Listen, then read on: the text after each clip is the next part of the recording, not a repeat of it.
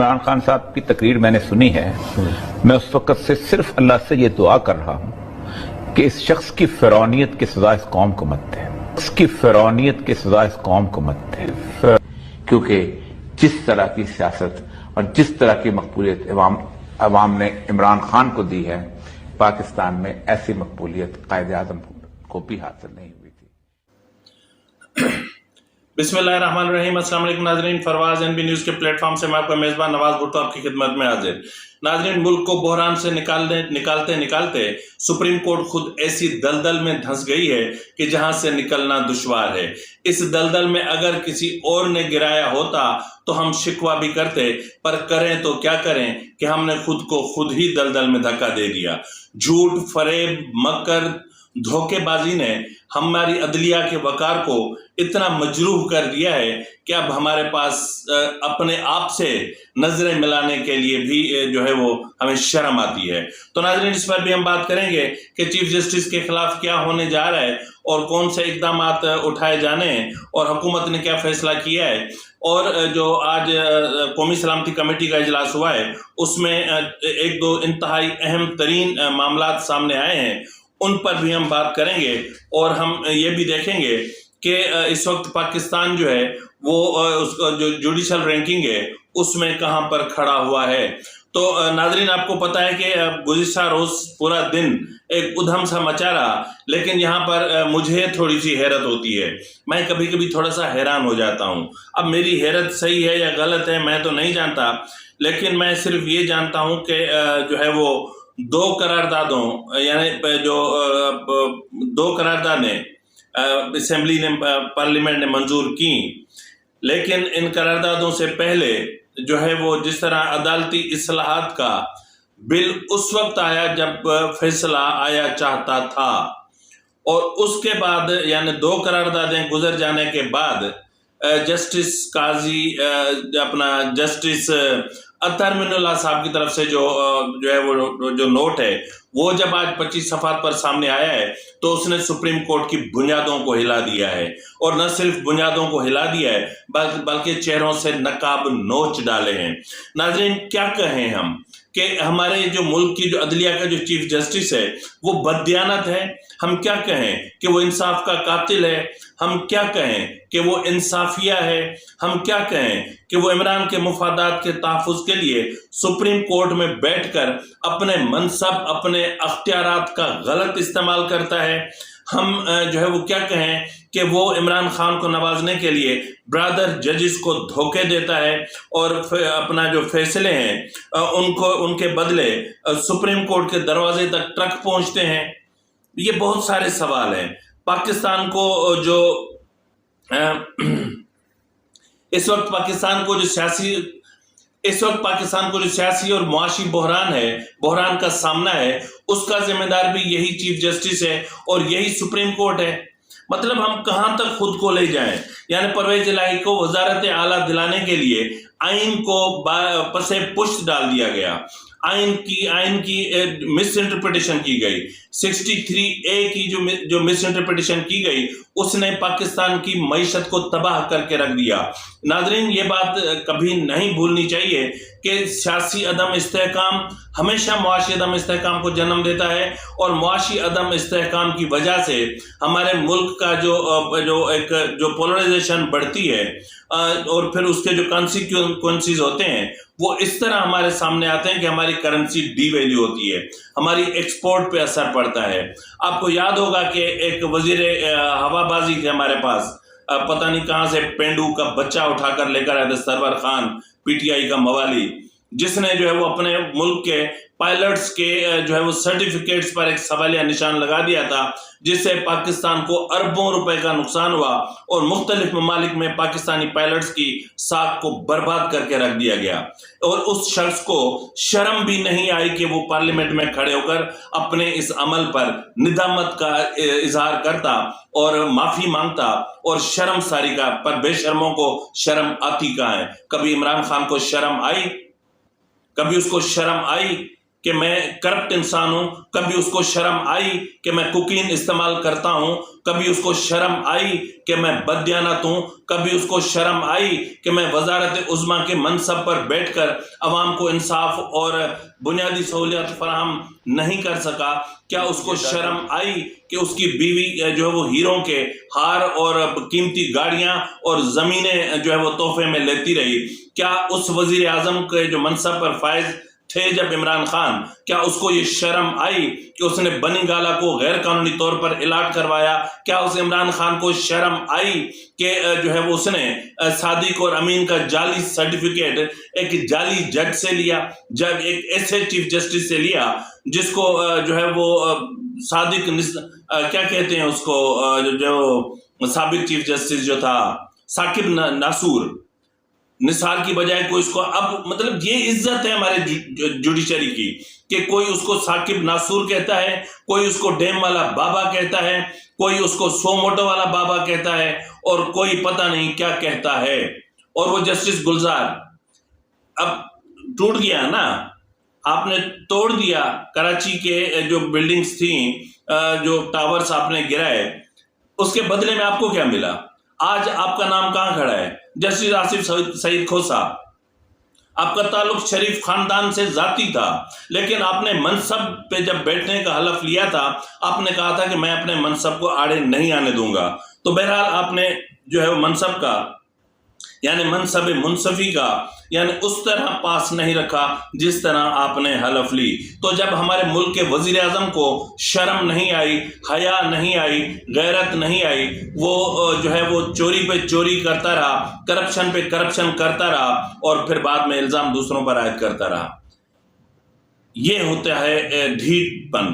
ناظرین میں آپ کو بتاتا ہوں، بہت ساری چیزیں ہیں جو میں آپ کو بتانا چاہ رہا ہوں آج۔ ناظرین میں حیران ہوتا ہوں کہ یہ وہی چیف جسٹس ہے، یعنی جسٹس عمر عطا بندیال صاحب، جس نے جو ہے وہ جسٹس مظہر علی نقوی کے واضح ثبوت کرپشن کے سامنے آنے کے بعد بھی آنکھیں بند کر لیں، اور عجیب ڈھٹائی کا مظاہرہ اور بے حیائی کا مظاہرہ کرتے ہوئے یہ کہہ دیا کہ میں نے مظہر علی نقوی کو ایک بینچ میں اپنے ساتھ اس لیے بٹھایا کہ میں کہیں خاموش پیغام پہنچانا چاہتا تھا۔ یہ ایک جج کا کنڈکٹ نہیں ہے۔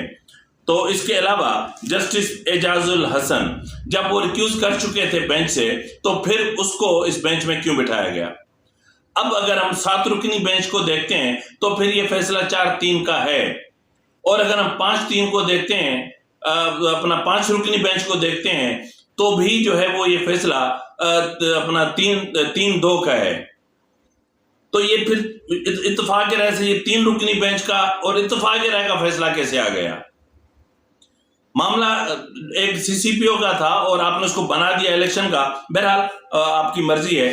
تو بہرحال ناظرین اس وقت میں آپ کو بتاتا چلوں کہ chief justice justice Umar Ata Bandial کے خلاف سخت ترین کارروائی کا فیصلہ کیا جا چکا ہے، اور ایک خاص کمیٹی تشکیل دے دی گئی ہے، اور اس وقت تک جو ہے وہ جو ہے ایک جو اپنا اس کو کیا بولتے ہیں ریفرنس راجہ سپتین خان ولد محفوظ خان کی طرف سے سپریم جوڈیشل کونسل میں چیف جسٹس کے نام پر سبمٹ کروایا جا چکا ہے، اور باقی جو اپنا ریفرنسز ہیں وہ ایک متوقع طور پر پیر تک جو ہے جمع کروا دی جائیں گی، اور یہ جو ریفرنسز ہوں گے یہ نہ صرف chief justice justice Umar Ata Bandial بلکہ اس کے ساتھی ججز کے خلاف بھی ہوں گے۔ بات ان کے کنڈکٹ کی نہیں ہے، یہاں بات ان کے مس کنڈکٹ کی ہے۔ یہ جو فیصلہ آیا یا جو پنجاب کے حوالے سے فیصلہ آیا، وہاں حقائق کو پس پش ڈال دیا گیا۔ وہاں 10A آئین کے آرٹیکل 10A کے مطابق فیئر ٹرائل کا رائٹ کسی کو نہیں دیا گیا۔ جو متعلقہ جو پولیٹیکل پارٹیز تھیں، ان پولیٹیکل پارٹیز کو اپنا موقف رکھنے کا یا اپنا جو ہے وہ اپنی پوزیشن کلیئر کرنے کا ان کو حق نہیں دیا گیا۔ 5 دن تک ان کی توہین کی گئی، سینئر وکلاء کی جو ہے وہ تذلیل کی گئی۔ تو پھر بات ہم کہاں تک لے آئیں؟ تو بہرحال اس کے علاوہ ممکن ہے کہ جو ہے وہ پیر تک یہ چیزیں ہو جائیں، کیونکہ اس وقت جو چیزیں ہو رہی ہیں یا جو معاملات ہو رہے ہیں اس کے مطابق ذرائع کا کہنا ہے کہ جو اپنا چیف جسٹس عمر عطا بندیال کے جو ساتھی ججز تھے، یعنی 6 ججز، यानी इनके अलावा 5 जजेस, उनमें से भी 2 ने जस्टिस उमरता बंदयाल को से अलहदगी अख्तियार कर ली है और उन्होंने उनको मशवरा दिया है कि वो मुस्ताफ़ी हो जाएं। और बेहतरी भी इसी में है कि जब आपका मनसब जो है वो जो आपका जब मनसब जो है वो कंट्रोवर्शियल हो जाए, मुतजाद हो जाए, जब आपका कंडक्ट मुतजाद हो जाए, जब आपका वजूद मुतजाद हो जाए, जब आपकी सोच मुतजाद हो जाए, जब आपके फैसले मुतजाद हो जाएं, जब आपके अंदर में फेवरेटिज्म का जो है वो एक जिन जाग उठे और आप फेवरेट देने की हद में, यानी ये एक मुबैना तौर पर ये एक तस्वीर है जिसमें चीफ जस्टिस उमरता बंदयाल की मुबैना तौर पर ये बेटी हैं, शायद पीटीआई के एक जलसे में डांस कर रही हैं। तो जब आप जाहिर है फिर फैसले इसी तरह के ही आने हैं। तो बहरहाल जब आपका कंडक्ट इस तरह का हो और आप जानते हो कि आपके साथी जजेस के नाम पर ट्रक सुप्रीम कोर्ट के बाहर आते हैं, तो अगर ये सिलसिला यूं ही रहा तो फिर वो ट्रक सुप्रीम कोर्ट के बाहर नहीं आएंगे, इन जजेस के चेंबर के दरवाजों के बाहर आकर रुकेंगे। तो इस तरह जो है वो इस वक्त जो हालत है हमारी, अगर मैं देखूं तो इस वक्त मुल्क के जो है वो 138 ममालिक में से 2020 में जो हमारा जो जुडिशल जो रैंकिंग थी वो 128 पर थी और 2022 में ये 134 पर चली गई और इस वक्त जो है ये इस वक्त जो हमारी रैंकिंग है वो 130 पर चल रही है। यानी अगर हम 30 पे देखें तो सिर्फ 8 दर्जे नीचे हैं, तो बाकी रह क्या जाता है। यानी हमारी जुडिशरी में करप्शन, अकरबा परवरी, फेवरेटिज्म, नेपोटिज्म ये सब इतना भरा हुआ है कि इंसाफ का कत्ल कर दिया जाता है, इंसाफ कत्ल हो जाता है, इंसाफ फराहम नहीं होता।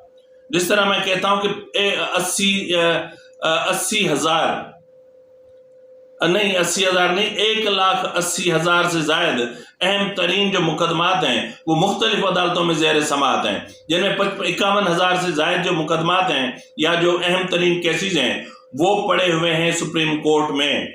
और सुप्रीम कोर्ट में 2012 से एक शख्स जो है वो मुसलसल इंसाफ का मुतलाशी है, एक शख्स मुसलसल 2012 से इंसाफ के लिए खड़ा हुआ है।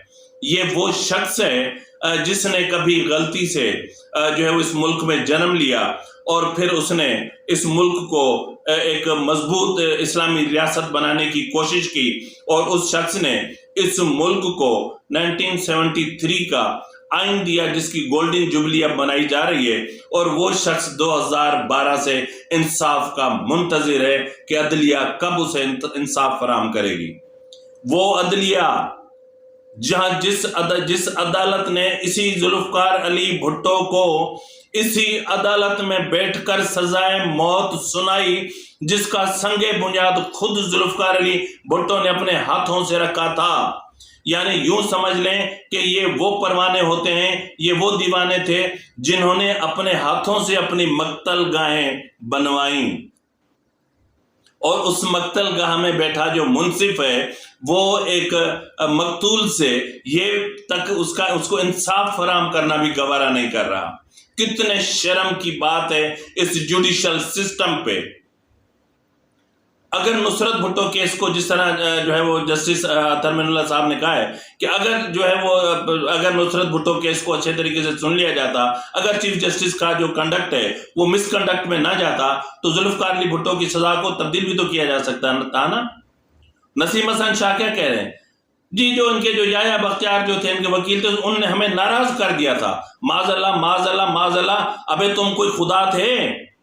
अल्लाह को अल्लाह भी नाराज हो जाए तो वो माफ कर देता है। आप जहां जिस मनसब पर बैठे हुए थे, आप ये कैसे कह सकते हैं कि उन्होंने आपको नाराज कर दिया था? बस इतनी सी बात थी, इसलिए आपने उसकी जान ले ली। तो बहरहाल नाज़रीन, इस वक्त जो है वो पीर के दिन इंशाअल्लाह ताला बहुत बड़े बड़े फैसले होने जा रहे हैं। और इससे पहले कि मैं जो है वो किसी और मौजू की तरफ जाऊं, मैं आपको जो है वो अहम तरीन एक चीज़ बताना चाह रहा हूं।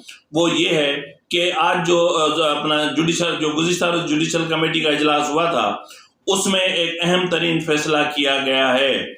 यानी उसमें जो चीज़ें सामने आई हैं उसमें यह है कि जी कमेटी ने दहशत गर्दी की हालिया लहर यानी टीटीपी दहशत गर्द करार दी जाने वाली तंजीम के साथ नरम गोशा और अदम सोच विचार पर मबनी पॉलिसी का नतीजा करार दिया, जो कि अवामी तवक्कुआत और ख्वाहिशात के बिल्कुल मनाफी है, जिसके नतीजे में दहशत गर्दों को बिला रुकावट वापस आने की न सिर्फ इजाज़त दी गई बल्कि टीटीपी के खतरनाक दहशत गर्दों को एतमाद साजी के नाम पर जेलों से भी रिहा किया गया। वापस आने वाले इन खतरनाक दहशत गर्दों और अफगानिस्तान में बड़ी तादाद में मौजूद मुख्तलिफ दहशत गर्द तंजीमों की तरफ से मदद मिलने के नतीजे में मुल्क में अमन व इस्तेहकाम मुंतशिर हुआ, जो बेशुमार कुर्बानियों और मुसलसल काविशों का समर था। तो नाज़रीन, ये वही चीज़ है जो मैं मुसलसल कह रहा था कि जनरल फैज़ और जनरल तो क्या, ये तो क्या बोलूं मैं, कुछ और, यानी जनरल फैज़ और इमरान खान ने मिलकर टीटीपी को यानी खैबर पख्तूनख्वा को टीटीपी के हवाले किया। न सिर्फ टीटीपी के हवाले किया बल्कि आज टीटीपी के वजह से खैबर पख्तूनख्वा तो दूर की बात है, पूरे मुल्क का अमन जो है वो खतरे में पड़ा हुआ है। तो बहरहाल नाज़रीन, हालात बहुत कशीदा होते जा रहे हैं और आज क्या होना है ये तो कोई नहीं जानता, लेकिन पीर से जो मामला शुरू होंगे, इमरान खान का तख्ता निकल चुका और इमरान खान के जो आखिरी जो सपोर्ट रह गई थी, सप्लाई चेन रह गई थी सुप्रीम कोर्ट में, वो भी तोड़ दी गई, टूट गई, कुदरत ने तोड़ी या फिर तोड़वाई गई, क्योंकि मैं टाइमिंग को देखता हूं तो फिर मैं यही कहूंगा तोड़वाई गई। अब इमरान खान के लहजे में जो नरमी आई है, अब जो जिस तरह जो है वो बेशर्मों की तरह फवाद चौधरी कहता है कि पंजाब असेंबली और खैबर पख्तूनख्वा असेंबली तहलील करना हमारी सबसे बड़ी गलती थी, तो उस वक्त पता नहीं था, बच्चे थे, चूचे थे, पानी को बू कहते हो, रोटी को चूची कहते हो, आज गलती आपको महसूस हो रही है। तो फिर अच्छा ही है कि परवेज इलाही ने आपको गाली देकर कहा था ना कि अगर ये कुछ दिन और जेल में रह जाता ना तो पंजाब असेंबली बच जानी थी। तो बहरहाल एक ब्लेंडर था, हो गया, और एक बहुत बड़ा ब्लेंडर हुआ और जिसकी वजह से पाकिस्तान में एक अदम इस्तेहकाम पैदा हुआ। अल्लाह खैर करे और इंशाअल्लाह ताला आने वाले दिन शायद हमारे लिए अच्छी खबरें लेकर आएँ और उम्मीद है कि एक आईनी तौर पर एक इस्तेहकाम पैदा होगा। तो नाज़रीन, इसी के साथ ही अपने मेज़बान नवाज़ भुट्टो को इजाज़त दीजिए। फ़ी अमानिल्लाह।